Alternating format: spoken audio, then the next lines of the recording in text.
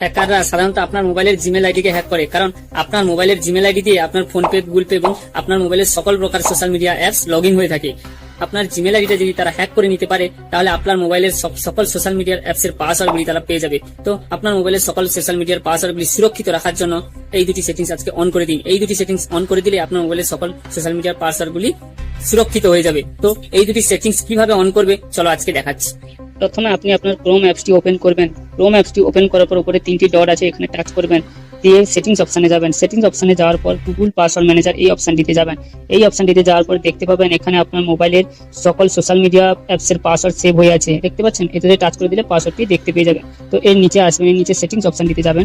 যাওয়ার পর এখানে offer to save password, auto sign in, এই দুটো অপশন অন করা থাকলে আপনারা অফ করে দেবে।